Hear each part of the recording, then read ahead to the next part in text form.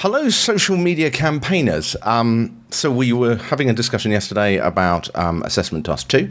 There was a few questions that people were asking, and also there was a kind of general sense of, well, what sort of tips could I offer in terms of getting your assignment done in a way that works well? So what I thought I would do is just run through the assignment and give you any thoughts in terms of what might help, and also answer some of your questions too. So the first thing I'm going to do is just open the assignment again. So in in assignment number 2, you've actually got two options, remember.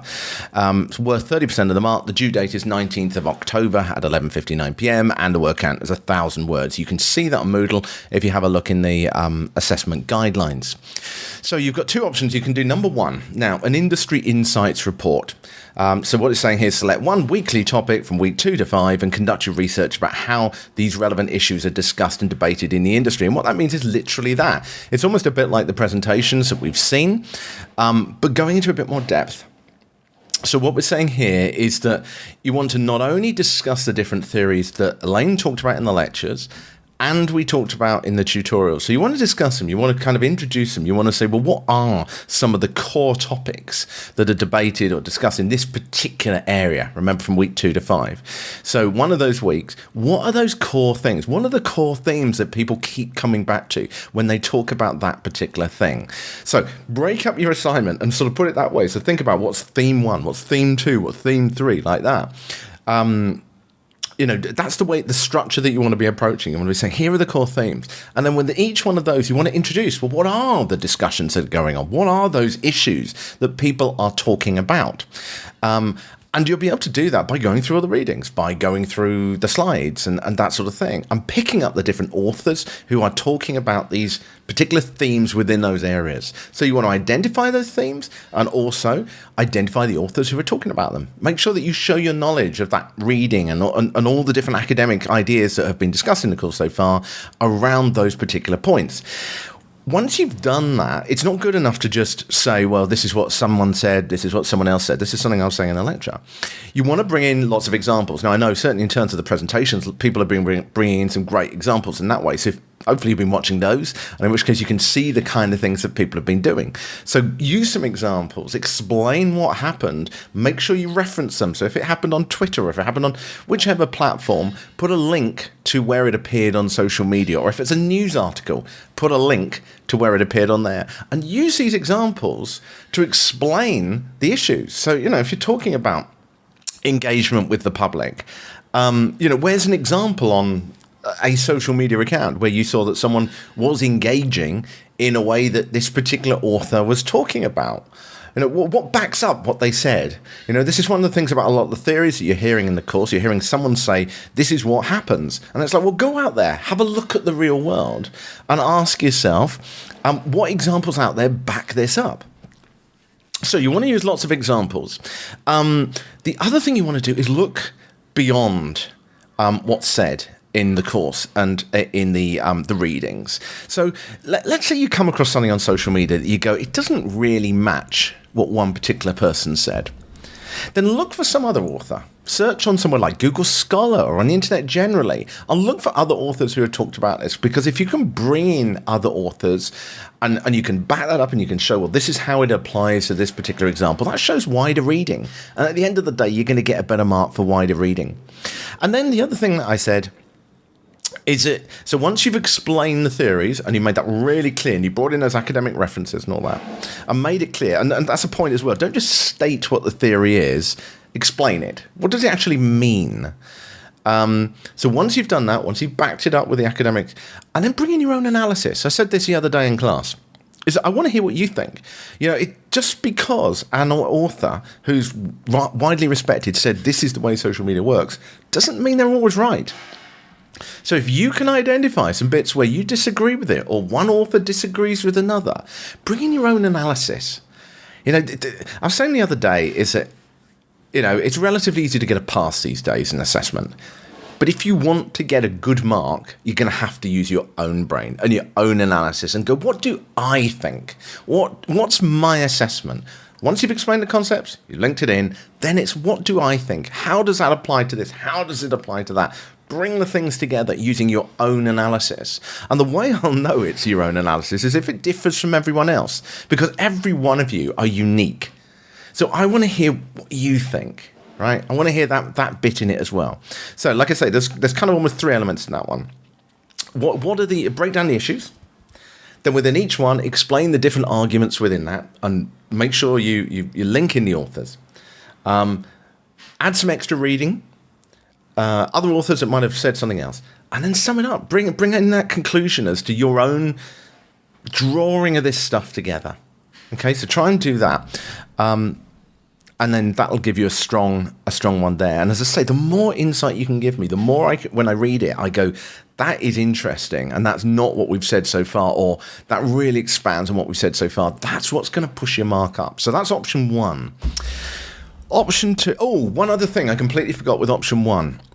You need to select one perspective to focus on. So when you're looking at this, right, let's say it's audience engagement, as we know from class, that's a huge topic. So you've got to focus on something like public relations or advertising or creative production or influencers, right?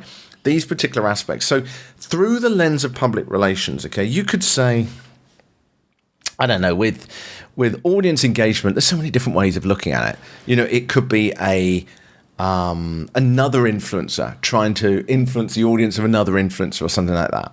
So if, for example, you picked from the focus of public relations, you want to think, okay, I'm a public relations agency. How do I see these issues? How do these issues affect me? And your choice of the topics and the way that you look at it should be through that lens. Think about it. Just imagine that you are, you know, an advertising agency, or what else has it got down there? That you're an influencer. And how do these issues relate to your perspective as that person? You know, like we said in class, while we're talking about the core issues, the nuances are always slightly different. So think, what would matter to me? What would be the issues that I would be concerned about and need to think about if I'm an influencer or a public relations organization or in advertising or whatever like that? So put yourself into your head like that. Okay, so the second option is the social media profile one. And at first glance, this sounds like it might even be the easier one. But in fact, there's a lot of depth in this one as well, if you want to get a good mark, of course. So what it's saying here is select one social media account of either a brand organization or an influencer. So you've got to go and find a brand or an influencer online, and then you're conducting an audit for the purpose of the report. So you're writing a report again, right? And it's saying here that you can pick from different platforms. It's giving a few in there about which ones you can pick. The key thing here is you can't just look at one social media post on one day or even a week. You have to pick a range of posts over 30 to 90 days. You need to state that in your assignment as well to say what period you've looked at. And the reason is because one post on one day may not represent the whole of a campaign from a company. Indeed, frankly, a week or 2 weeks may not. They may be focusing on one particular area at that time.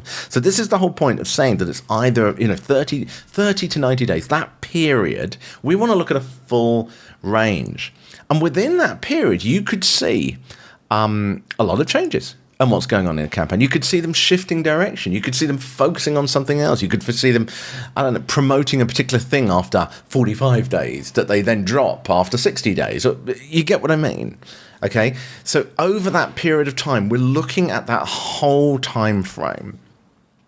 What's it saying here? This could be a recent period, so a recent 2 months, or a time frame of your choice that has a particular rationale, a timeline where a media event happened. Yeah, so in terms of picking it, obviously you can kind of pick randomly if you want to, but you do much better if you pick something around a series of events that happened with that brand or with that influencer, over that period of time. So, I'm hypothesizing here, but let's say there's an influencer who had a scandal like we were talking about the other day, and you've got the first month where everything's squeaky clean and perfect. Then it all goes wrong over the second month. And then in the third month, they start to try and clean up the mess that they made. Things like that, okay?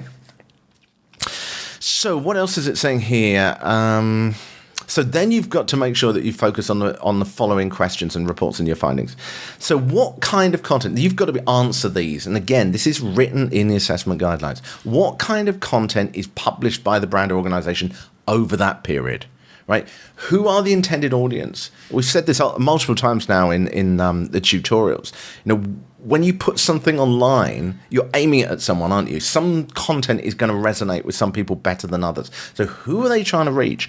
And looking over that period, has that changed? Have they tried to reach into certain different aspects of particular types of people? Maybe there's a new band that's come out or a new trend, and the influencer or the organization has tried to tap into that. So how has that changed? So what kind of content is being published? Who are your intended audience? What are their characteristics? Give us a profile.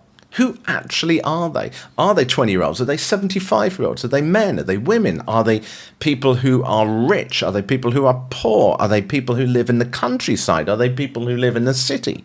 What type of person they are? I want to see a profile of that person that is explained by the content. So the content will tell you who this person is. What is the brand influencer's persona? So again, we've talked about this as well. To what extent is this conveyed through the social media? So again, it's like we were talking in one of the classes yesterday about, we were saying, well, one person was saying, well, look, my persona could be the happy person.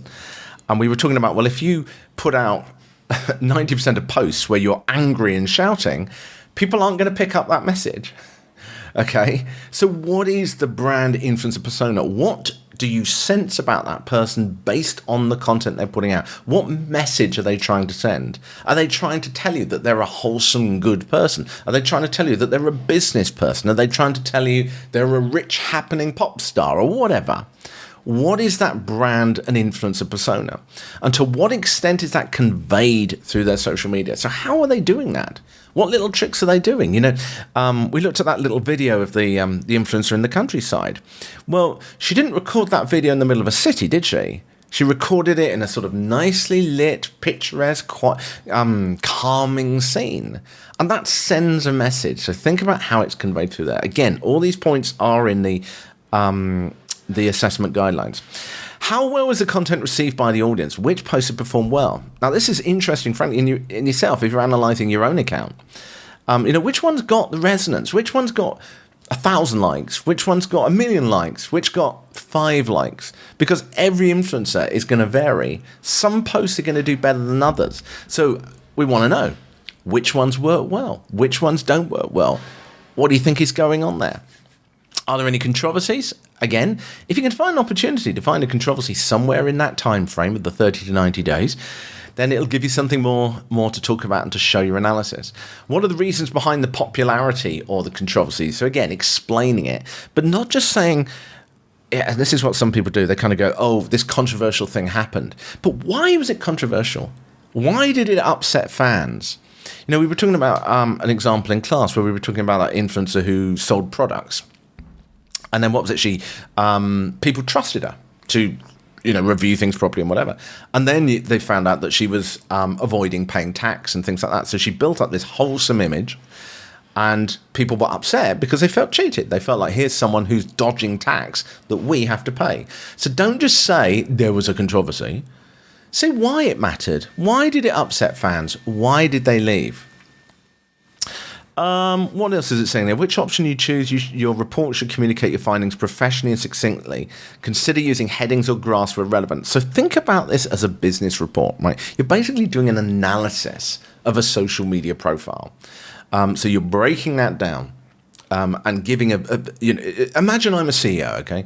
And I am trying to find out and understand the social media account of someone. I want you to give me a report which explains, gives all the examples and brings all the different bits in so that I can understand what that is. Now, here's a few things within that structure. You've got to demonstrate your understanding of the relevant conceptual knowledge. Now, what that means is that when you're talking about each aspect of that, so like the content they published, bring in the academic authors to explain these things. So, if there's a point about, like I said earlier, if there's a point about engagement or something, bring in the authors that talk about engagement and show how that applies again to what this person is doing. So this isn't just you going, sitting back, looking at a social account and going, well, I think they're a bit like this. You've got to tie it in to the theories and the ideas. So mention the idea, get your reference in there as well, say who it was, which author it was, and link to that. Don't just do a surface level analysis. Don't just go, well, like I say, don't just go, I can see that they did a concert on the Thursday, and then move on to they did a post about going to a party on Friday. Go into depth. What does it mean? Why are they doing it? How does it relate to the brands? Don't just do that surface level stuff, or you're just going to end up with a pass. Got to get that stuff. Explain to me. Show me that you really are looking at this and going, I see what's going on here. So go beyond that. Really, and again, tap into yourself. None of you folks are stupid. You know this stuff. You know why it's working. So really tap into yourself and go, this is why it resonates with people. And here's the reasons why. So break that down. And that's also, by the way, on a purely practical level, by bringing in these different authors and bringing in this stuff and bringing in analysis, you're also showing that you understand the content of the course that we've been talking about.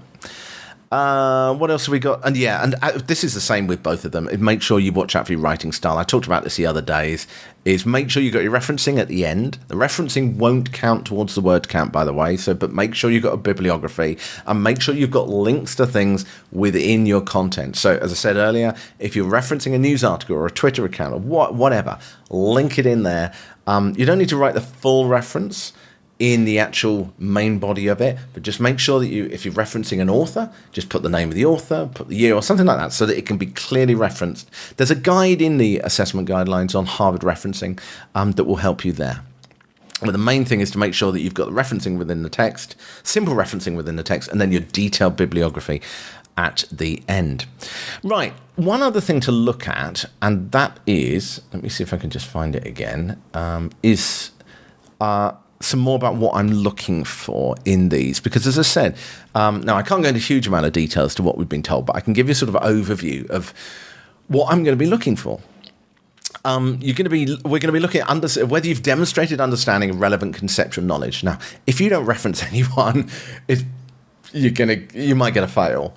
The bottom line is you've got to mention these authors and people that we're talking about, mention extra ones that you've read, but also demonstrate you know what they mean. One of the things that you sometimes get from students is that they'll write a quote from someone and the name of them and then move on, which shows nothing. Anyone can copy and paste a quote.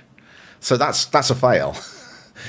You've got to be able to say what it means. So quote them, fine, but then say what it means from your own perspective. So you've got to demonstrate that you understand what they mean. Simply quoting them is not enough.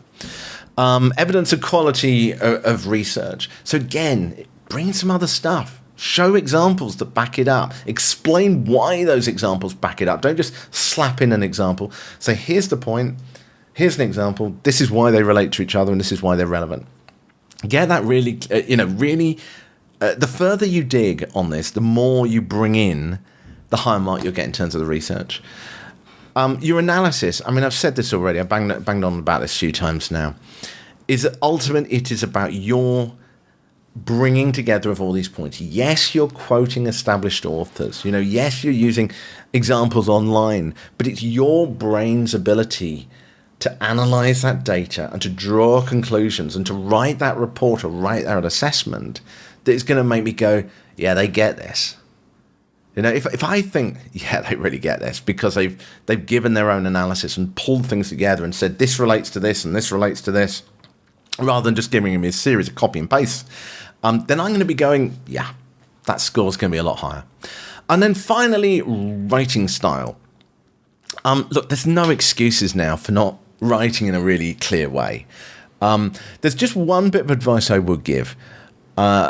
There is a temptation to use tools that will write things in a beautiful way. And the problem with that is it's actually not a high-scoring way of doing it. It's a way of getting a pass, maybe a credit, in terms of the writing style, because you still got to do the rest of the stuff.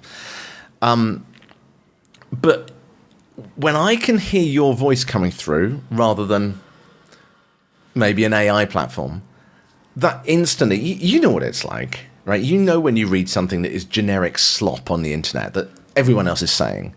When you read something that makes you go, oh, that's interesting, you can sense it.